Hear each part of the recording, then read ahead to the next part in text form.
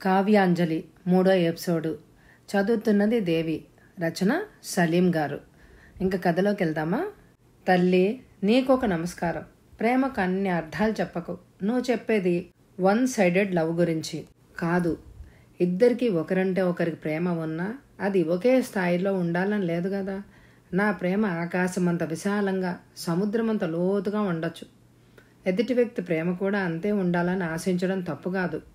ఎదుటి వ్యక్తి నుంచి ఏమి ఆశించకుండా ప్రేమిస్తేనే అది నిజమైన ప్రేమ.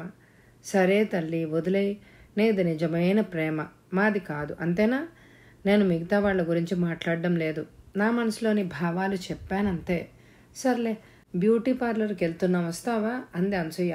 నేనా? బ్యూటీ పార్లర్గా? ఏమిటే అలా అరిచావు? నేనేదో నరకానికి రమ్మన్నట్టు పెళ్లి కాని రోజుల్లో బ్యూటీ పార్లర్ల చుట్టూ తిరగలేదు. ఇప్పుడు పెళ్లి కూడా అయింది కదా, ఇంకెందుకు చెప్పు. భలే దానివే. పెళ్ళైన వాళ్ళకే బ్యూటీ పార్లర్ అవసరం ఎక్కువ తెలుసా? ఎందుకు? భర్తల్ని ఆకట్టుకోవడానికి. ఒకరిని మరొకరితో కట్టిపడేసేది ప్రేమ కాదా? అదంటే చాలు కదా. మధ్యలో ఈ ఆకట్టుకోవడాలేమిటి? ప్రేమ వేరు, ఆకర్షణ వేరు.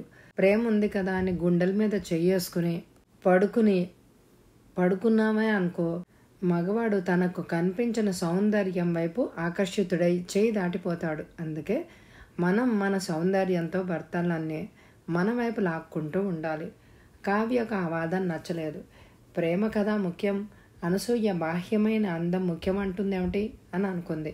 తుమ్మితే ఊడిపోయే ముక్కులాంటి అనుబంధాల విషయంలో నువ్వు చెప్పేది వర్తించదేమో. నాకు నా విషయం చెప్తాను విను. నాకు నవీన్ అంటే ప్రేమ. ఎంత ప్రేమ అంటే, నవీన్ ఇప్పట్లా అందంగా ఉన్నాడనుకున్నా అంతే ప్రేమ. ఉండేంత ప్రేమ. దానికి బాహ్య సౌందర్యంతో సంబంధమే లేదు. నవీన్ నిన్ను ప్రేమించకున్నా అంతగానే ప్రేమిస్తావా? తప్పకుండా. నవీన్ నిన్ను ద్వేషిస్తున్నా ప్రేమిస్తావా? ప్రేమ ఉన్న చోట ద్వేషం ఎందుకుంటుంది? అయినా నా ప్రేమకు పరిమితులు లేవు, అసలు కండిషన్లే లేవు. నువ్వు మరీ ఆదర్శవాదిలా మాట్లాడుతున్నావు. దాన్నే ధృతరాష్ట్రుడి ప్రేమ అంటారు. ఈ రోజుల్లో నీలా గుడ్డిగా ప్రేమించే వాళ్ళు ఎవ్వరు లేరు. చలంగారు ఒక నవల్లో ఏమన్నారో తెలుసా? ప్రేమ దానంతట అదే వెలిగే జ్యోతి కాదని దానిలో నూనె పోయాలి, ఒత్తిని పరిచెయ్యాలి, ఆరిపోకుండా అరచేతులు అడ్డు పెట్టాలి. చలంగారు చెప్పింది కూడా ప్రేమ గురించే. ఆకర్షణ గురించి, అందానికి మెరుగులు దిద్దుకోవాల్సిన అవసరం గురించి కాదు. నేను చేస్తున్నది అదే కదా. నా వ్యక్తిత్వాన్ని ప్రతి క్షణం వ్యక్తిత్వంతో కలిపేసి. నువ్వు మారవే. నిన్ను అమ్మమ్మ తరం అనుకున్నా కాదు, నువ్వు ఇంకా పాత తరం అమ్మాయివి. ఈ రోజుల్లో నువ్వు అనుకునే లాంటి ప్రేమలు ఉండవే. ఎందుకుండవు? నేను లేను అంటూ నవ్వింది కావ్య. నవీన్ వాళ్ళ మేనత్త కూతురి పెళ్ళి, నవీన్ వాళ్ళ కుటుంబం ఆర్థికంగా బాగా ఇబ్బందుల్లో ఉన్నప్పుడు పలకరించడానికి కూడా పట్టించుకోకుండా ఉన్న బంధుజనమంతా ఇప్పుడు నవీన్ పెద్ద ఉద్యోగస్తుడు అయినాడని తెలిసి బెల్లం చుట్టూ మూగే ఈగల్లా వాలిపోతున్నారు. పెళ్లికి వెళ్లాలని నవీన్ చెప్పినప్పుడు కావ్య సంతోషంగా ఒప్పుకుంది. తన వైపు బంధు బలగం చాలా తక్కువ. నవీన్ బంధువుల్ని కూడా తన బంధువులుగానే అనుకుంది. పెళ్లి విజయవాడలో. పెళ్లి ఇంకా 2 రోజులుండగా కావ్య భర్తతో అత్తగారితో కలిసి విజయవాడ వెళ్ళింది. కావ్యం చూడగానే పెళ్లి కూతురు తరఫు బంధువులందరూ కావ్య చుట్టూ మూగారు. తమ పెళ్లికి బంధువుల్ని ఎక్కువ మందిని పిలవకుండా నిరాడంబరంగా జరుపుకోవడం వల్ల అందరూ నవీన్ పెళ్ళం ఎలా ఉంటుందో చూద్దాం రండి అని అనుకుంటూ కావ్యం చూడ్డానికి వచ్చారు. అమ్మాయి వయసులో పెద్దదట కదా, అందొక ఆవిడ మరొక ఆవిడతో చూస్తే తెలియడం లేదు పిల్ల ఎంత ముదురుగా ఉందో. మన నవీన్ కంటే 5 ఏళ్ళు పెద్దదై ఉంటుంది అందామె. 10 ఏళ్ళ 5 ఏళ్ళని విన్నానే, మరొక ఆమె బుగ్గలు నొక్కుంటూ అంది. అందులో ఆశ్చర్యపడడానికి ఏముందిలే, మరో 5 ఏళ్ళు నొక్కేసి ఉంటారు. మన నవీన్ ఇష్టపడే చేసుకున్నాడంటావా? నవీన్ మేనత్త జత కలిపింది. తల్లి కూతురు కలిసి ఏ మాయ మాటలు చెప్పి ఒప్పించారో. పాపం కుర్రాడు పసితనం గదా, అమాయకంగా బలైపోయింది అంది మరొక ఆమె. అసలు ఆ అమ్మాయికి చేద్దామనుకున్న సంబంధం కాదు, బంగారం లాంటి మేనమావ సంబంధం ఉండగా ఇప్పుడు మా పిల్లకి బయట చేయాల్సిన కర్మ పట్టింది అంది నవీన్ మేనత్త. అయ్యో అలానా? ఆ పిల్లాడికి మీ అమ్మాయిని చేసి ఉంటే ఈడు జోడు చక్కగా సరిపోయేది. మీ అమ్మాయి విషయం ఏమో కానీ ఆ కుర్రాడు మాత్రం దురదృష్టవంతుడు. లేత మొగ్గలాంటి మీ అమ్మాయిని కాదనుకుని ఓ మిదితను చేసుకున్నాడు అంది మరొక ఆవిడ. తనని చూడడానికి వచ్చిన వాళ్లతో మాట్లాడుతూనే చూసి వెళ్ళిపోయిన వాళ్ళు మాట్లాడుకున్న మాటల మీద కూడా దృష్టిని పెట్టింది కావ్య. అందరూ తన వయసు గురించే గుసగుసలు పోతున్నారని తెలుసుకుని మరింత కుమిలిపోయింది. తనకు నవీన్కు లేని అభ్యంతరం వయోభేద విషయంలో ఈ మనుషులకెందుకు ఆమెకు అర్థం కాలేదు. కొన్ని తరాలుగా అలవాటు పడిన పద్ధతులకు, సాంప్రదాయాలకు విరుద్ధంగా ఎవరైనా ఏమైనా చేస్తే సమాజం ఎంత తీవ్రంగా స్పందిస్తుందో ఆమెకు అర్థమైంది. ఈ లోపల ఒక మామగారు కావ్య పక్కన చేరి ఆ విషయాలు ఈ విషయాలు మాట్లాడాక చెవిలో రహస్యం చెప్పినట్టు, అమ్మాయి, నీకు ఒక ముఖ్యమైన విషయం చెప్తున్నాను విను అంది.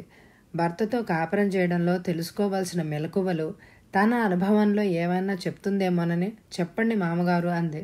తన వయసు కంటే పెద్ద వయసున్న స్త్రీతో కలిస్తే మగవాడికి ఆయుక్షీణం. నీ మొగుడు నీకంటే చిన్నవాడట కదా. నా మాట విని ఓ పని చేయి. అలా ఆయుక్షీణం కలగకుండా ఉండడం కోసం ఏమైనా యాగాలు వ్రతాలు చేయొచ్చేమో. ఎవరైనా శాస్త్రం తెలిసిన వాళ్ళని కనుక్కో అందామె. అవన్నీ మూఢనమ్మకాలు మా అమ్మగారు. ఆ విషయాన్ని తేలిగ్గా కొట్టిపారేస్తూ అంది కావ్య. అలా అనకు. మీ చదువుకున్న వాళ్లకు అహంకారం ఎక్కువ. అవన్నీ తమకే తెలుసు అనుకుంటారు. నేను అనుభవంతో చెప్తున్నాను విను. నా చిన్నప్పుడు మా పిన్ని కూతురు ఒక అబ్బాయితో లేచిపోయింది. ఆ కుర్రాడేమో దీనికంటే 4-5 నెలలు చిన్నవాడు. దానికి విరుగుడుగా శుద్ధి చేయించుకోమని కొంతమంది సలహా ఇచ్చినా పడచెవిన పెట్టింది. అంతే, ఏడాది తిరగకుండా ఆ కుర్రాడు యాక్సిడెంట్లో చనిపోయాడు.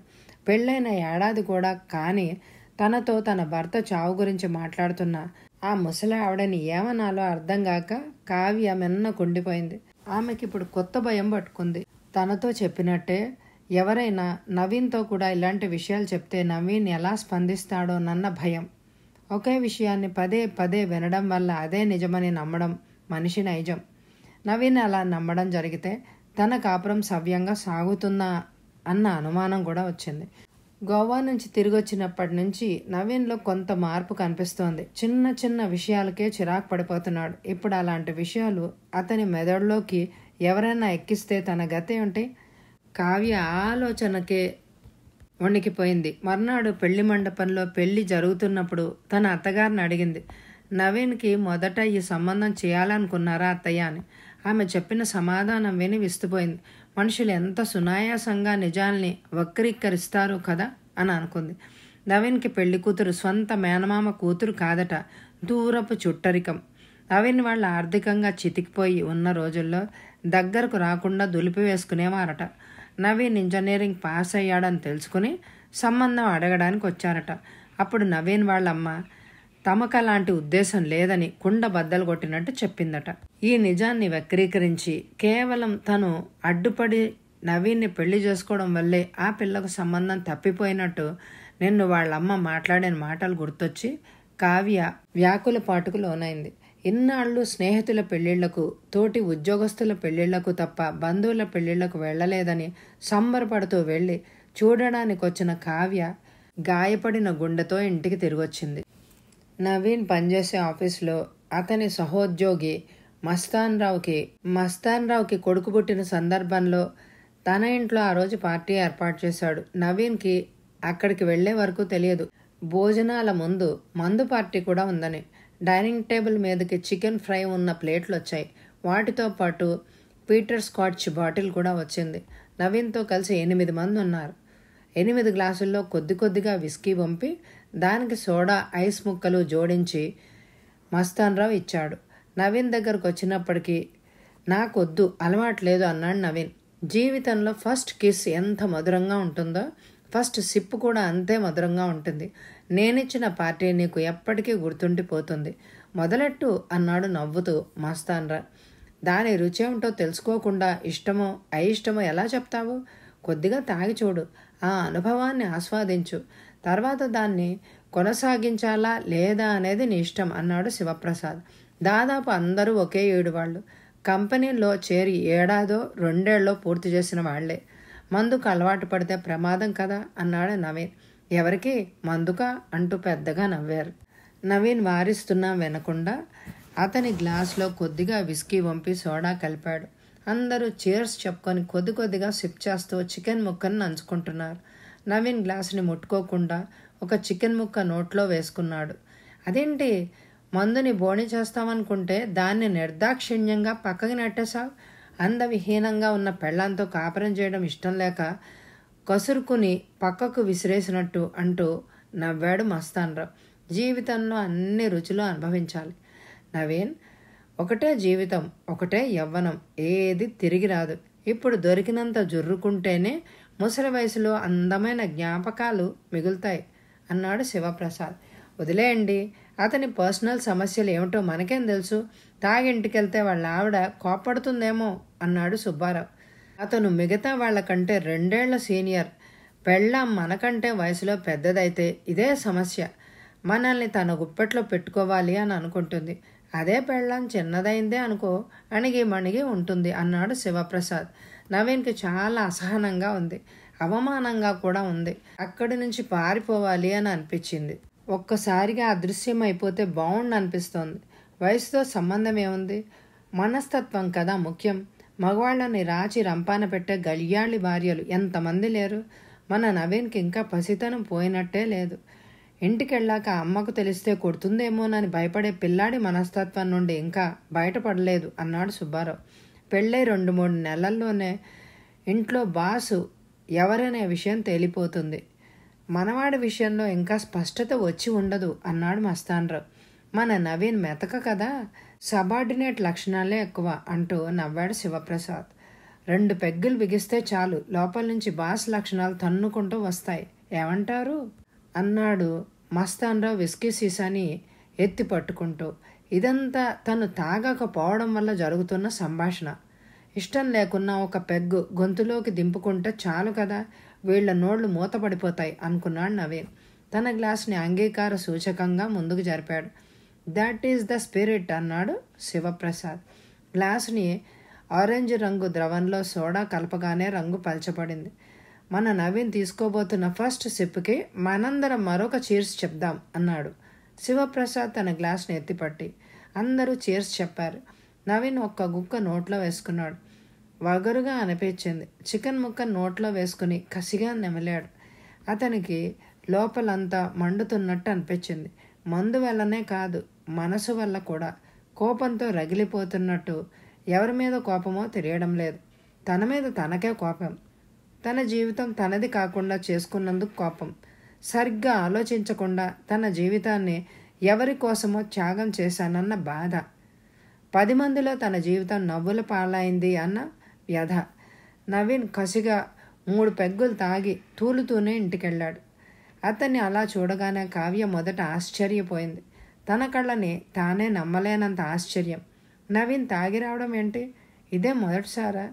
ఇంతకుముందు కాలేజీలో ఫ్రెండ్స్తో తాగేవాడా? తనకి చెప్పకుండా ఈ విషయం దాచిపెట్టాడా? లాంటి 1,00,000 ప్రశ్నలు. అతనేమనకుండా మౌనంగా తన పనుల్లో మునిగిపోయింది. వంటగదంతా సర్దేసి పడక మీద చేరే సమయానికి నవీన్ నిద్రలో ఉన్నాడు. కావ్యకు చాలాసేపటి వరకు నిద్ర పట్టలేదు. జీవితం తను ఊహించని మలుపు తీసుకుంటుంది. ఇంతకుముందు ఎటువంటి మలుపుల్ని అనుభవంలోకి తెస్తుందో, వాటిని తట్టుకునే శక్తి తనకుందో లేదో. ఉదయం లేచాక రాత్రి ఏమీ జరగనట్టు ప్రవర్తిస్తున్నాడు నవీన్. అతను ఆఫీస్కి వెళ్ళడానికి తయారవుతున్నప్పుడు ఆ విషయాన్ని ప్రస్తావించడానికి అదే సరైన సమయం అనుకుంది కావ్య. నిన్ను తాగొచ్చావు కదా అంది. పొరపాటైంది. ఏదో ఫ్రెండ్స్ బలవంతం చేస్తే తాగాను, ఇంకెప్పుడు తాగను అంటాడనుకుంది. దానికి విరుద్ధంగా అవును తాగాను అన్నాడు. అలా అంటున్నప్పుడు అతని మొహం ఎప్పుడు చూడని చిరాకు. ఎందుకు తాగావు? అవమానాలని దిగమింగడానికి. అవమానాలా? ఎవరు చేశారు? ఒకరనేది ఏముంది? అందరూ. ఏం అవమానం? ఏదోలే, వదిలే. ఆ విషయం చర్చించడం నాకు ఇష్టం లేదు. అదేదో నాకు తెలియాలి కదా, ఏమిటో చెప్పు. దానివల్ల ప్రయోజనం లేనప్పుడు ఎందుకు మాట్లాడుకోవడం? విషయం ఏమిటో చెప్తే కదా దానికి పరిష్కారం ఉందో లేదో ఆలోచించడానికి. పరిష్కారం లేదని నాకు తెలుసు. జీవితంలో కొన్ని తప్పులు జరిగిపోతాయి. అవి చిన్నవైతే వాటిని సరిదిద్దుకోవచ్చు.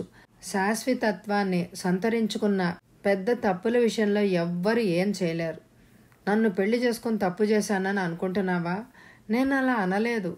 నువ్వన్నీ తెలిసి ఇష్టపడేగా పెళ్లి చేసుకున్నావు. నిన్నెవరు బలవంతం పెట్టలేదుగా. కళ్ళల్లో చిప్పిళ్ళ నీటిని తుడుచుకుంటూ అంది. ప్లీజ్ వదిలేమన్నా. కొన్ని ప్రారంధ కర్మలు ఉంటాయి. ఆ సమయంలో బుద్ధి పనిచేయదు. కళ్లకు మాయ పొరలు కమ్మేస్తాయి, అనుభవించక తప్పదు అంటూ మరో మాటకు తావివ్వకుండా విసవిస నడుచుకుంటూ బయటకు వెళ్ళిపోయాడు. కావ్య అక్కడే కూలబడిపోయింది. నవీన్ వాళ్ళమ్మ వచ్చి కోడలు పక్కన కూర్చోగానే కావ్య పెద్దగా ఏడుస్తూ ఆమెను చిన్న పిల్లలాగా అల్లుకుపోయింది. నేనంతా విన్నాను, బాధపడకు, మెల్లగా అన్నీ సర్దుకుంటాయి. నీ కడుపున ఒక బాబో పాపో పుడితే చాలు, వాడి మనసు తప్పకుండా మారుతుంది అందామె. నాకు ఈ పెళ్లి వద్దనే చెప్పాను అత్తమ్మ, మీరందరూ బలవంతం చేసి పెళ్లి చేశారు. అసలు నవీన్ ఇష్టపూర్వకంగానే పెళ్లికి ఒప్పుకున్నాడు అనుకుని తల వంచాను అత్తమ్మ. నాకెందుకు భయమేస్తోంది అంది కావ్య. ఎందుకు భయమో? నిన్ను వదిలేస్తాడనా? అలా ఎప్పటికీ జరగదు. పిచ్చి పిచ్చి ఆలోచనలు పెట్టుకోకు. నేనున్నానుగా. నీకు అన్యాయం జరుగుతుంటే చూస్తూ ఊరుకుంటాను అనుకుంటున్నావా? అత్తగారి మాటలేవి ఆమెకు ఊరటనివ్వడం లేదు. గుండె నిండా గుబులు. అసలు తన బుద్ధి ఏమైంది? పెళ్లి చేసుకోకుండా ఉండిపోతే ఈ మానసిక హింస ఉండేది కాదు కదా. తనకంటే వయసులో చిన్నవాణ్ణి లోక రీతికి విరుద్ధంగా పెళ్లి చేసుకుంటే ఇలాంటి సమస్యలు వస్తాయని ఆ రోజు తనెందుకు ఆలోచించలేకపోయింది? ఇప్పుడు నవీన్ తనని వదిలేసిన సమాజం తన్నేమీ తప్పుపట్టదు.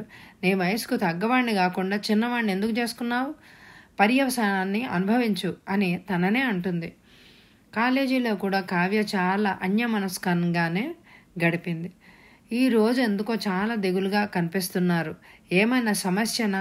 నాతో షేర్ చేసుకోండి. మీరు నా భాగస్వామి కావాలని కోరుకున్న వాణ్ణి. అది ఫలించకున్నా కనీసం మంచి చెడ్డ మాట్లాడుకోవడంలోనైనా భాగస్వామినని తృప్తి పడతాను అని అన్నాడు రమాకాంత్. అబ్బే ఏం లేదండి, కొద్దిగా నలతగా ఉంది అంతే, తల భారం అంది కావ్య. ఇది శరీరానికి సంబంధించిన నలత అనిపించడం లేదు. ఎందుకు దాస్తారు? నేను పెద్దవాణ్ణే. మొగుడు పెళ్ళం అన్నాక చిన్న చిన్న మనస్పర్ధలు, మాట పట్టింపులు రావడం సహజం. ఒకరికొకరు పూర్తిగా అర్థం కావడానికి ఎంతవరకు ఎదుటి వ్యక్తి మనస్తత్వంతో సర్దుకుపోవాలో సర్దుకుపోవడానికి కనీసం 5 ఏళ్లన్నా పడుతుంది. ఓపిక పట్టాలి. అదొక్కటే దీనికి మందు. ఉబ్బికి వస్తున్న కన్నీళ్లను బలవంతంగా ఆపుకుంటూ అలాంటిదేం లేదండి, నా భర్త చాలా ఉత్తముడు కాబట్టేగా నేను వయసులో పెద్దదాన్నైనా అందంగా నాజుగ్గా లేకున్నా పెళ్లి చేసుకున్నాడు. నా భార్య కూడా చాలా మంచిదే. ఎటొచ్చి కాలేజీలో నేను ఎవరితో తిరుగుతున్నానా అని చిన్న అనుమానం అంతే. నసపెడుతూ ఉంటుంది. కొద్దిగా ఉద్రేక స్వభావం. కోపం వస్తే కిచెన్లోని గిన్నెలు గాల్లో బంతుల్లాగా ఎగురుతాయి. వికెట్ కీపర్ని నేనే. ఒడుపుగా పట్టుకుని భద్రంగా పక్కన పెడుతుంటా. పగిలితే మళ్ళీ నేనే కొనాలి అంటూ నవ్వాడతను. గుండెను మెలిపెట్టే విషయాన్ని కూడా గిలిగింతలు పెట్టేలాగా చెప్పగలగడం మీలాంటి వారి కొందరికే సాధ్యం. మీరెప్పుడూ నవ్వుతూ ఉంటారుగా. చాలా అన్యోన్య దాంపత్య జీవితాన్ని గడుపుతూ ఉంటారు అని అనుకున్నాను. గరళాన్ని కంఠంలోనే దాచిపెట్టుకున్న శివుణ్ణి నేను. మీరు తప్పుగా అనుకోకుంటే ఒక మాట చెప్పనా అన్నాడు. కావ్య జవాబివ్వకుండా అతని వైపు చూసింది. నా భార్య కోపంతో తిడుతున్న ప్రతిసారి, నాపైకి వస్తువులు విసురు కొడుతున్న ప్రతిసారి అనుకుంటాను, మీరు నా జీవితంలోకి వచ్చి ఉంటే ఇలా జరిగేది కాదు కదా అని. మంచివాళ్ళకెప్పుడు మంచివాళ్ళు తోడుగా దొరకరు. అదేం చిత్రమో. నాకు పెళ్ళైంది, మీరు అలా మాట్లాడడం సబబు కాదు కోపంగా అంది కావ్య. నిజమే, తప్పుగా మాట్లాడాను. పొందలేని స్వర్గం ఎదురుగా కనిపిస్తూ నేనేది పోగొట్టుకున్నానో ప్రతి క్షణం గుర్తు చేస్తూ ఉంటే తట్టుకోలేక ఆ బాధని మీతో పంచుకున్నాను.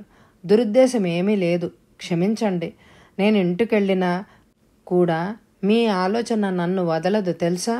ఎదురుగా భార్యను పెట్టుకుని పెళ్ళైన మరో ఆడదాని గురించి ఆలోచిస్తున్నారంటే మీరెంత నీచ స్థితికి దిగజారిపోయారో తెలుస్తోంది. ఆగండి, తొందరపడి నిర్ణయానికి రాకండి. ఇంట్లో కూడా మీ గురించే చర్చే.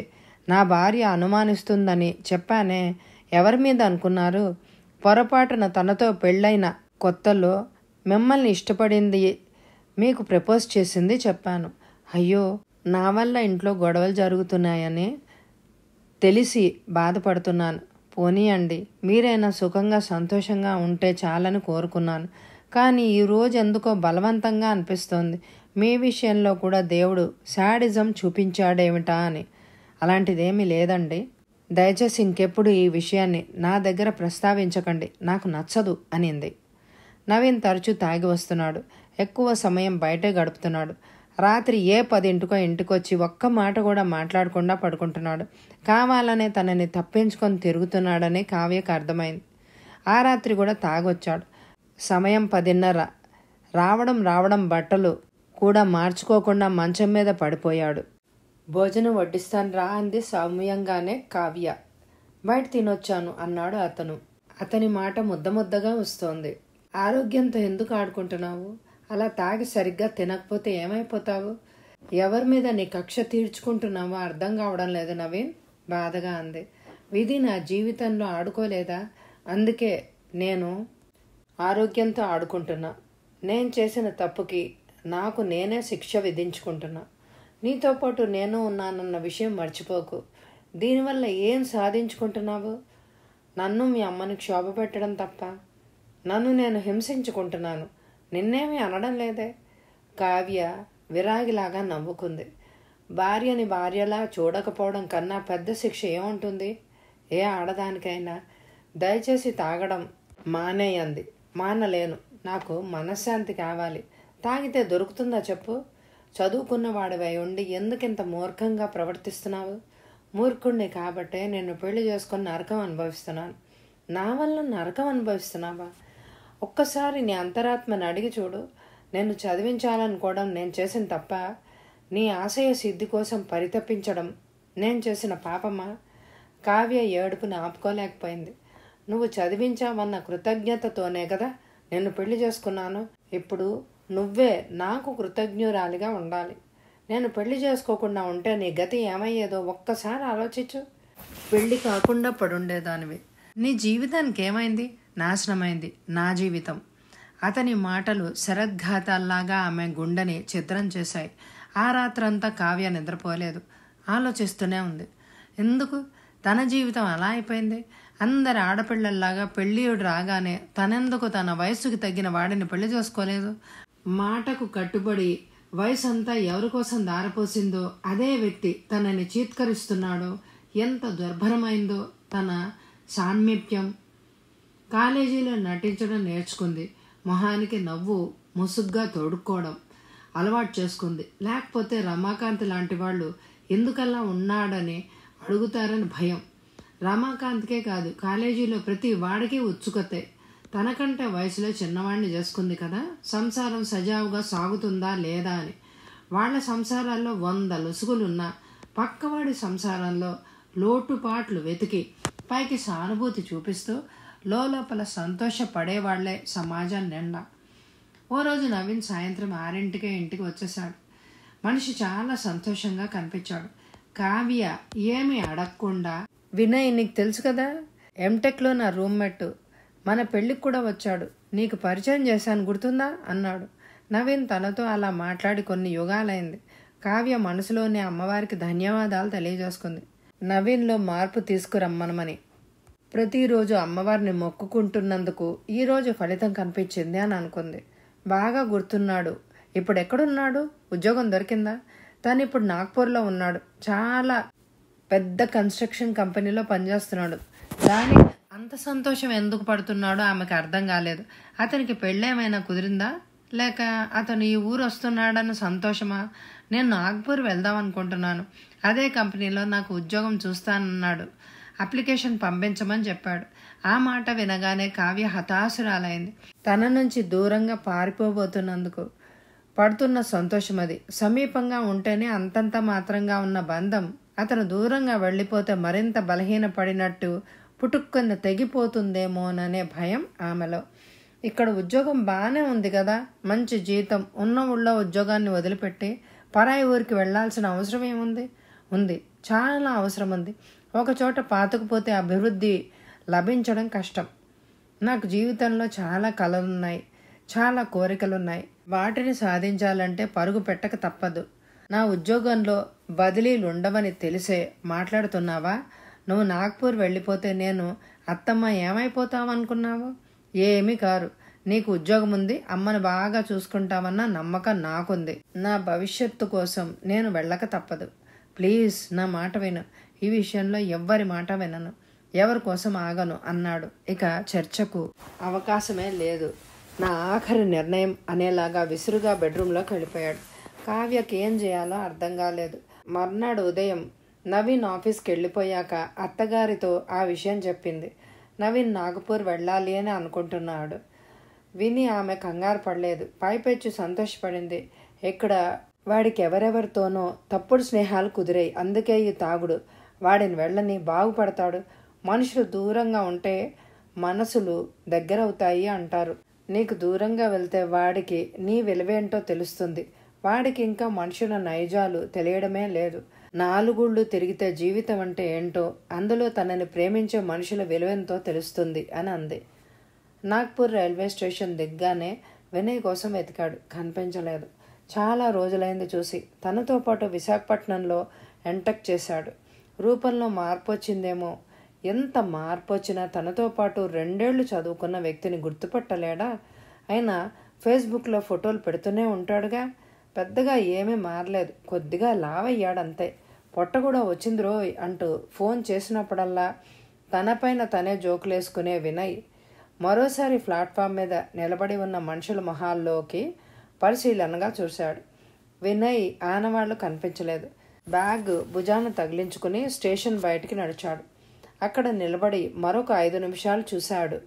ఇక లాభం లేదని అతని సెల్కి ఫోన్ చేశాడు.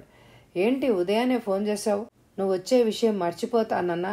ఇప్పుడేం మర్చిపోవడం లేదులే, సరస్వతి లేహం తింటున్నానుగా. అన్నీ బాగానే గుర్తున్నాయి. నువ్వు ఈరోజు కదా బయలుదేరేది, రేపు ఉదయం నాగ్పూర్ వస్తావు. నేను స్టేషన్కి వచ్చి నేను రిసీవ్ చేసుకుంటాను. డోంట్ వరీ నవీన్, నేనున్నాను కదా, అన్నీ చూసుకుంటా, సరేనా అన్నాడు. నవీన్కి నవ్వాలో ఏడవాలో అర్థం కాలేదు. చదువుకునే రోజుల్లో కూడా ఏదో ఒకటి మర్చిపోతూ ఇబ్బంది పెట్టేవాడు. తన రూమ్మేట్ కాబట్టి తనని ఇబ్బంది పెట్టేవాడు. నీకు బాగానే గుర్తుంది కానీ నేను బయలుదేరింది నిన్న. మీ ఊళ్ళో స్టేషన్ బయట నీకోసం ఎదురు చూస్తున్నా. తొందరగా వస్తే సంతోషిస్తా అన్నాడు నవీన్. అదేంటి, నీ ప్రయాణాన్ని ఒక్కరోజు ముందుకు జరుపుకున్నావా? అంత తొందరేమొచ్చిందిరా? సోమవారం కదా నువ్వు డ్యూటీలో జాయిన్ కావాల్సింది. ఓసారి నీ మొబైల్లో మెసేజ్ చూడు. నువ్విలా మర్చిపోతావనే మెసేజ్ పెట్టాను. ఉండు, మెసేజ్ ఓపెన్ చేసి చూసి చెప్తాను. వద్దు మహానుభావా, నేను వచ్చేసాగా, త్వరగా బయలుదేరు. సరే అక్కడే ఉండు, 10 నిమిషాల్లో వచ్చేస్తాను. గంటో గంటన్నరో పట్టేట్టయితే చెప్పు, వెయిటింగ్ రూమ్లోకి వెళ్ళి కూర్చుంటా. అంతసేపు నిలబడలేను. వినయ్ పెద్దగా నవ్వాడు. 10 నిమిషాలని చెప్తే నమ్మకం కుదరలేదు కదా. ఇది హైదరాబాద్ కాదు, నాగ్పూర్. ఇటు నుంచి ఎటు తిరిగినా 10 నిమిషాల కంటే ఎక్కువ సమయం పట్టదు, ట్రాఫిక్ ఉండదు. సరే నేను బయలుదేరతాను అని అన్నాడు. నిజంగానే 10 నిమిషాల్లో తన బండిని తీసుకుని నవీన్ ఎదురుగా నిలబడ్డాడు. నవీన్ వెనక సీట్లో కూర్చుని పరిసరాల్ని గమనించడంలో మునిగిపోయాడు. ఎటు చూసినా చెట్లే, పెద్ద పెద్ద చెట్లు, విశాలమైన రోడ్లు. ఉదయం 9 గంటల సమయం. రోడ్డు దాదాపు నిర్మానుష్యంగా ఉంది. ఆదివారం కాబట్టి ఇలా ఉందనుకుంటున్నావా? ఏ రోజు చూసినా ఇక్కడ ఇలాగే ఉంటుంది అన్నాడు వినయ్. మిద్దె మీద గది, సింగిల్ బెడ్రూమ్, దానికి అటాచ్డ్ బాత్రూమ్, హాలు, కిచెను. భోజనం ఎలా? హోటలా? మెస్సులు కూడా ఉంటాయా? స్నానానికి వెళ్ళబోతూ అడిగాడు. అమ్మో, ఇక్కడ వంటలు మనం తినలేనురా, కారాలతో చంపేస్తారు. గుంటూరు కారాలు దేనికి పనికిరావనుకో. వీళ్ళు చపాతీలు తప్ప అన్నం తినరు. ఆ చపాతీలు మనం తినలేం. మరెలా? స్వయం పాకమా? నాకు వంట చేయడం సరిగ్గా రాదు. పప్పు వండుతాలే అంతే. వినయ్ పెద్దగా నవ్వాడు. నిన్ను కష్టపెట్టం లేరా, వంట మనిషి ఉందిలే. ఇదిగో మాటల్లోనే వచ్చేసింది. తొందరగా ఫ్రెష్ అయ్యిరా అన్నాడు. నవీన్ స్నానం చేసి వచ్చే లోపల టీపాయ్ మీద వేడి వేడి ఉప్మా రెడీగా ఉంది. టిఫిన్ తిన్నాక ఇద్దరు కబుర్లలో పడ్డారు. మనం పని చేయబోయే కంపెనీ గురించి చెప్పు అన్నాడు నవీన్. మనమేమిటి, నేను ఆల్రెడీ 1 సంవత్సరం నుంచి ఇక్కడే పనిచేస్తున్నాను. నువ్వు రేపటి నుంచి కొత్తగా పనిలో చేరతావు. అది నా రికమెండేషన్ మీద, గుర్తుపెట్టుకో. నేను నీకు సీనియర్ని, నాతో జాగ్రత్తగా ఉండు. సర్లేరా, రోజు లేవడంతోనే గుడ్ మార్నింగ్ సార్ అని గౌరవించుకుంటాలే. ఓకే, అలా అన్నావు కాబట్టి బ్రతికిపోయావు. సరే, మన కంపెనీ గురించి ఏం వివరాలు కావాలో చెప్పు. ఎవరెవరు డైరెక్టర్లు, ఎక్కడెక్కడ ప్రాజెక్టు కడుతున్నారు, టర్న్ ఓవర్ ఎంత, ఇవన్నీ చెప్పనా? అవన్నీ నేను నెట్లో కంపెనీ వెబ్సైట్లోకో వెళ్ళి చదువుకున్నాలే. ఆ వివరాలు కాదు, మన బాసులు ఎలాంటివాడు, బాస్ దగ్గర మంచి మార్కులు కొట్టేయాలంటే మనం ఏం చెయ్యాలి, ఇలాంటి వాటితో పాటు నాకు ఉపయోగపడే మరేదైనా ఇన్ఫర్మేషన్ ఉందా చెప్పు. బాస్ పేరు రవికుమార్, మన తెలుగువాడే. మనం మన రాష్ట్రం వదిలేసి నాగ్పూర్ ఎలా వచ్చామో అతను 30 ఏళ్ల క్రితం ఇక్కడికొచ్చి సెటిల్ అయ్యాడు. మొదట చిన్న చిన్న వ్యాపారాలు చాలా చేశాట. చివరికి రియల్ ఎస్టేట్లో స్థిరపడ్డాడు. నాగ్పూర్లో నంబర్ 1 బిల్డర్. నమ్మకమే పునాదిగా ఎదిగాడు. లాభార్జన కంటే క్వాలిటీ మీదే దృష్టి పెట్టాడు. చెప్పిన టయానికి 10 రోజులు అటు ఇటుగా ఫ్లాట్లు పూర్తి చేసి అప్పగిస్తారన్న పేరుంది. ఒక్కసారి గుడ్ విల్ ఏర్పడ్డాక ఇక తిరిగే ముందు చెప్పు. ప్రస్తుతం నాగ్పూర్లో 2 వెంచర్లు, పూణేలో 2 వెంచర్లు నడుస్తున్నాయి. తొందరలో ముంబైలో బ్రాంచ్ ఓపెన్ చేసే ప్లాన్లో ఉన్నాడు. బొంబాయి బ్రాంచ్ దగ్గర ఆగిపోయింది నవీన్ ఆలోచన. ముంబై కొన్ని కోట్ల మంది కలల ప్రపంచం, దేశానికి ఆర్థిక రాజధాని. ప్రతి సంవత్సరం దేశం మొత్తం వసూలయ్యే ఆదాయ పన్నులో సింహభాగం వచ్చేది బొంబాయి నుంచే. తన బాసు కొత్త బ్రాంచ్ ప్రారంభించే లోపల అతనికి చేరువయ్యి ఆ బ్రాంచ్కి మేనేజర్గా వెళ్లాలనే కోరిక అదే క్షణంలో మొలకెత్తి మరికొన్ని క్షణాల్లోనే పెద్ద మర్రి చెట్టులాగా విస్తరించి ఓడలు దిగింది. ఏంటి సడన్గా ఆలోచనలో పడ్డావు? దేని గురించి అని అడిగాడు వినయ్. ఏం లేదురే, నేను అడిగింది ఆయన పుట్టు పూర్వోత్తరాలు కాదు. మనిషి ఎలాంటివాడు, మనస్తత్వం ఏంటి, ఇష్టాయిష్టాలు ఏమిటి, స్టాఫ్తో ఎలా ఉంటాడు, మన ఇంజనీర్లతో ఎలా వ్యవహరిస్తాడు, ఇవి చెప్పు మొదట. రవికుమార్ పని రాక్షసుడు. అతనికి మనలా సివిల్ ఇంజనీరింగ్లో డిగ్రీలు ఏమీ లేవు. మొదట చిన్న చిన్న కాంట్రాక్ట్లు చేసేవాడు. అందులో మెలకువల్ని వంట పట్టించుకున్నాడు. బిల్డింగులు ఎలా కడితే నాణ్యతతో పాటు ₹1 మిగులుతుందో బాగా తెలిసిన వ్యక్తి. పని చేయడంలో చాలా నిక్కచ్చిగా వ్యవహరిస్తాడు. తేడా వస్తే ఉద్యోగంలోంచి నిర్దాక్షిణ్యంగా పీకేస్తాడు. అయితే ఒళ్ళు దగ్గర పెట్టుకొని పనిచేయాలన్నమాట. అలా చేసేవాళ్ళని నెత్తిన పెట్టుకుంటాడు.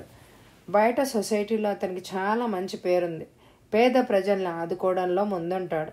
అన్నదానాలు, వస్త్రదానాలు చేస్తుంటాడు. గుళ్ళకి గోపురాలకి విరాళాలు ఇస్తూ ఉంటాడు. దైవభక్తి ఎక్కువ. తన సంపాదనలోంచి 15% దాన ధర్మాలకు వెచ్చించాలనేది అతని అభిమతం. చాలు, ఇక చూడు ఎలా అల్లుకుపోతానో అన్నాడు ఉత్సాహంగా నవీన్. ఇందులో అల్లుకుపోవడానికి ఏముంది? మనకు బాస్ మనస్తత్వంతో సంబంధం ఏముంది? మనం మన పని సిన్సియర్గా చేయడం, నెల జీతం అందుకోవడం, అంతేగా. నవీన్ గుంబనంగా నవ్వాడు. జీతం కోసమే అయితే నేను చేస్తున్న ఉద్యోగాన్ని వదిలి రావాల్సిన అవసరమే లేదు. ఆ కంపెనీ వాళ్ళు కూడా మంచి జీతమే ఇచ్చేవాళ్ళు. ఇక్కడ కొద్దిగా ఎక్కువ, అంతేగా. నాకు డబ్బు సంపాదించాలనే కసి. బాగా సంపాదించాలి. లక్షలు కాదు, కోట్లు సంపాదించాలి. దానికోసం జీతం తీసుకునే ఉద్యోగులుగా మిగిలిపోతే కుదరదు. మనమే జీతాలు ఇచ్చే స్థాయికి ఎదగాలి. నా డ్రీమ్ అదే. ఎప్పటికైనా నేను ఒక పెద్ద కన్స్ట్రక్షన్ కంపెనీకి ఓనర్ని కావాలి. నీ స్నేహితుడిగా నీ కళని నిజం కావాలని మనస్ఫూర్తిగా కోరుకుంటాను నవీన్. ఒకవేళ అదే జరిగితే నన్ను మాత్రం మర్చిపోకే. నీ ప్రాజెక్ట్లో చేర్చుకో. తప్పకుండా నిన్ను పార్ట్నర్ చేసుకుంటాను. వంట మనిషి వంట పూర్తయిందని చెప్పి వెళ్ళిపోయింది. 2 పూటలకు సరిపడా ఉదయాన్నే వండి హాట్ బాక్స్లో పెట్టి వెళ్తుంది. చాలాసేపు తన కాలేజీ గురించి మాట్లాడుకున్నారు. ఎవరెవరు ఎక్కడ ఉన్నారు, ఏం చేస్తున్నారు, కాంటాక్ట్లో ఎంతమంది ఉన్నారు లాంటి కబుర్లతో లంచ్ టైం అయింది. హాట్ బాక్స్లో 2 చపాతీలు తీసి ప్లేట్లో వేసి క్యాలీఫ్లవర్, బంగాళదుంప కలిపి చేసిన కూర వేశాడు వినయ్. అన్నం వండలేదా? 2 పూట్ల అన్నం తినడం అలవాటైన నవీన్ అడిగాడు. ఆవిడ చపాతీలు, కూర మాత్రమే చేస్తుంది. అప్పుడప్పుడు పప్పు చేస్తుంది. అన్నం కావాలంటే మనమే వండుకోవాలి. కబుర్లలో పడి నిన్ను అడగడం మర్చిపోయాను. సాయంత్రం వండుకుందాంలే. ఎలక్ట్రిక్ రైస్ కుక్కర్ ఉందిగా, నో ప్రాబ్లం అన్నాడు వినయ్. నవీన్ చపాతీ ముక్క తుంచి కూరలు అద్ది నోట్లో పెట్టుకోగానే మంటెత్తిపోయింది. ఇంత కారం ఉందేమిట్రా? వంట మనిషికి చెప్పలేదా తక్కువ వేయమని అన్నాడు చెంబుతో నీళ్లు గటగటా తాగుతూ. అలా చెప్తేనే ఇలా ఉందిరా బాబు. ఇక్కడంతా పావుజీ వంటలే, కారం దంచుతారు. రేపు మళ్ళీ చెప్తాలే ఇంకా తగ్గించమని అని అన్నాడు. నవీన్ భోంచేస్తూనే తన ప్రణాళిక గురించి ఆలోచించాడు. రవికుమార్కి బాగా దగ్గర కావాలి. తన పనితనంతో, తెలివితేటలతో అతన్ని ఇంప్రెస్ చేయాలి. ముంబైలో బ్రాంచ్ ప్రారంభిస్తే దానికి తనే మేనేజర్గా వెళ్ళాలి. ఇంతకు సిస్టర్ ఎలా ఉన్నారు అని అడిగాడు వినయ్. భోజనాల తర్వాత ఇద్దరు సెమినరీ హిల్స్ వైపు మెల్లగా నడుస్తున్నారు. ఎటు చూసినా దట్టంగా పెరిగిన చెట్లు, పచ్చదనం పడుచు పిల్లలాగా హొయలిపోతోంది. ప్రశాంతమైన వాతావరణం. అప్పుడొకటి తప్ప రోడ్డు మీద వాహనాలు తిరగడం లేదు. బాగుంది అన్నాడు ముక్తసరిగా నవీన్. వినయ్ 2 ఏళ్లు రూమ్మేట్గా ఉన్నాడు కాబట్టి అతనికి అన్ని విషయాలు తెలుసు. నవీన్ పేదరికం, కావ్య అతన్ని చదివించడం, ఆమెకు వయసు మీరడం వల్ల పెళ్లి కాకపోవడం, నవీన్ కావ్యను పెళ్లి చేసుకోబోతున్నాడని తెలిసి అతను చాలా సంతోషించాడు.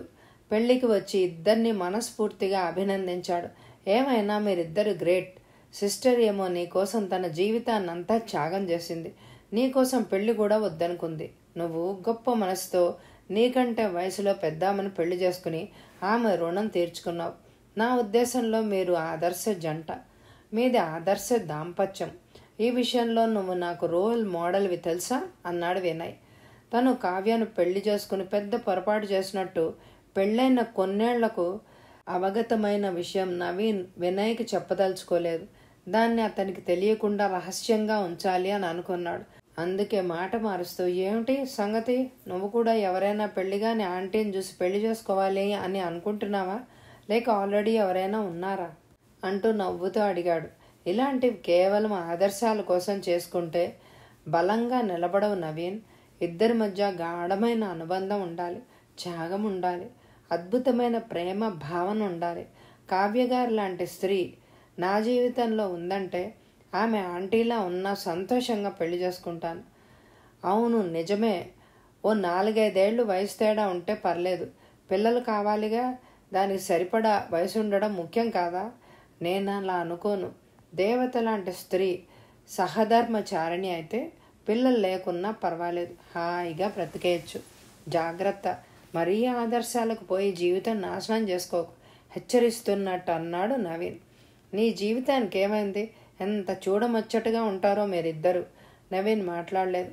మనసులో మాత్రం అనుకున్నాడు, నా జీవితం దుస్సహం అయిపోయింది ఈ ఆదర్శాల వల్లనే. నన్ను మైకంలో పడేసి కావ్యను పెళ్లి చేసుకునేలా చేశారు. ఆ తప్పుకు ఇప్పుడు శిక్షను అనుభవిస్తున్నాను. మీ అక్క అని అడుగుతున్నారు. పెళ్ళయ్యాక ఒళ్ళు చేయడం వల్ల కొంతమంది మీ ఆంటీ నాన్ను కూడా అడుగుతున్నారు. జిమ్కి వెళ్ళినా యోగా చేసినా ఒళ్ళు తగ్గలేదు. నా భార్య అని తెలిసాక పక్కకెళ్ళి ఎగతాళిగా నవ్వుకుంటున్నారు. నేను అనుభవిస్తున్న మానసిక వ్యధ పగవాడికి కూడా వద్దు. మర్నాడు ఉదయమే తయారై వంట మనిషి చేసిన పోహా తినేసి చపాతీ కూర టిఫిన్ బాక్స్లో పెట్టుకుని ఆఫీస్కు బయలుదేరారు. దారిలో ఏమైనా గుడి ఉంటే ఆపు అన్నాడు నవీన్. గుడా? కాలేజీలో ఉన్నప్పుడు మేం రమ్మన్నా గుడికొచ్చేవాడివి కాదు కదా. దేవుడంటే నమ్మకం లేదు అనేవాడివి. ఇప్పుడు గుడెందుకు గుర్తుకొచ్చింది? పెళ్ళయ్యాక బాగా మారిపోయానులే, భక్తుడినైపోయా. ఉదయం పూజ చేయందే ఏ పని మొదలెట్టను. ఈరోజు ఆఫీస్లో మొదటి రోజు కదా, అందుకని. మధ్యలో బాలాజీ మందిర్ వస్తుంది, చాలా ఫేమస్ గుడి, అక్కడికి తీసుకెళ్తానన్నాడు. గుడి ఎదురుగా ఉన్న చెట్ల కింద స్కూటర్ పార్క్ చేసి చుట్టూ కలే చూశాడు నవీన్. గుడికి ఎదురుగా 2 పాకల్లో టీ దుకాణాలు కనిపించాయి. అక్కడ వేసి ఉన్న ప్లాస్టిక్ స్టూళ్ల మీద కూర్చుని కొంతమంది పిచ్చాపాటి మాట్లాడుకుంటున్నారు, ఛాయ్ తాగుతున్నారు. ఏపుగా పెరిగిన చెట్లు, వాటి కింద పాకల్లో టీ స్టాళ్లు చూస్తే పల్లెటూళ్ళు గుర్తొచ్చాయి. గుడి బయట బండ మీద అమ్ముతున్న టెంకాయ కొని ఇద్దరు లోపలికెళ్లారు. టెంకాయ కొట్టాక పూజారి కుంకుమ బొట్టు పెట్టి ప్రసాదం చేతిలో పెట్టాడు. అక్కడి నుంచి ఆఫీస్కి చేరుకున్నారు. 4 అంతస్తుల బిల్డింగ్, పెద్ద పెద్ద అక్షరాలతో రాసిన సైన్ బోర్డు, అంజలి కన్స్ట్రక్షన్స్ ప్రైవేట్ లిమిటెడ్ అని. గ్రౌండ్ ఫ్లోర్లో స్టాఫ్ కూర్చుని ఉన్నారు. పూర్తయిన ప్రాజెక్టుల ఛాయాచిత్రాలు, ప్రస్తుత నిర్మాణంలో ఉన్న కాంప్లెక్స్ల డిజైన్లు గోడల మీద అందంగా ఫ్రేములు కట్టి వేలాడదీశారు. మార్కెటింగ్ సెక్షన్ కూడా కిందనే ఉంది. కన్స్ట్రక్షన్ కోసం అందమైన కుర్చీలు, సోఫాలు అమర్చి ఉన్నాయి. ఇన్స్టాల్మెంట్ కట్టించుకోవడానికి ఓ లేడీ క్యాషియర్ ఉంది. మన క్యాబిన్ ఫస్ట్ ఫ్లోర్లో అన్నాడు మెట్లెక్కుతూ వినయ్. ఇక్కడ బిల్డింగ్లకి లిఫ్ట్లు ఉండవు. 3 అంతస్తులైనా మెట్లెక్కి వెళ్లాల్సిందే. పాత కట్టడాలన్నీ ఇంతే. ఈ మధ్య అంటే గత 5-6 ఏళ్ల నుంచి కడుతున్న కాంప్లెక్స్లకే లిఫ్ట్ సౌకర్యం అన్నాడు మళ్ళా. ఇంజనీర్లు కూర్చునేది ఇక్కడే అంటూ కుర్చీలు ఏటవాలుగా ఉన్న ఎత్తైన బల్లలు ఉన్న స్థలం చూపించాడు. నవీన్ ఓ కుర్చీ లాక్కొని కూర్చున్నాడు. ఎదురుగా ఉన్న గది బయట మేనేజింగ్ డైరెక్టర్ అని రాసి ఉన్న ప్లాస్టిక్ ప్లేట్ అంటించి ఉంది. బాస్ ఇంకా రాలేదా అని వినయ్ అడిగాడు. వినయ్ తన సెల్ ఫోన్లో సమయం చూసి ఇంకా పావు గంట టైం ఉంది కదా, సరిగ్గా 10 కొట్టడం ఆలస్యం, బాస్ తన సీట్లో కూర్చుని ఉంటాడు, వెరీ పంక్చువల్ అన్నాడు మెల్లగా. మిగతా ఇంజనీర్లు టెక్నిక్ సిబ్బంది రావడం మొదలైంది. 10 కావడానికి ఇంకా 5 నిమిషాలు ఉండగా మెరుపు తీగ లాంటి ఒక అమ్మాయి ప్రవేశించింది. వినయ్తో పాటు మిగతా ఇంజనీర్లు లేచి నిలబడి గుడ్ మార్నింగ్ మేడం అంటూ విష్ చేశారు. నవీన్కి నిలబడాలో లేదో అన్న సందేహం తీరకముందే వినయ్ అతని వీపు మీద చెయ్యి వేసి లేచి నిలబడేలాగా చేశాడు. మీరు కొత్తగా జాయిన్ కాబోతున్న నవీన్ కదూ అంది ఆమె నవ్వుతూ చూసి. ఆ నవ్వు ఎంత అద్భుతంగా ఉందంటే నవీన్ సమాధానం చెప్పడం కూడా మర్చిపోయి ఆమె వైపు రెప్ప వాల్చకుండా చూస్తూ ఉండిపోయాడు. మరి వచ్చే ఎపిసోడ్లో ఆ కొత్త ఉద్యోగంలో ఎదురుపడిన ఆమె ఎవరు, ఆమెకి నవీన్కి ఏమన్నా సన్నిహిత్యం ఏర్పడుతుందా, ఇవన్నీ తెలియాలంటే ఈ ఎపిసోడ్ని లైక్ చేయండి. వచ్చే ఎపిసోడ్ కోసం ఎదురు చూడండి. Thank you very much my dear friends.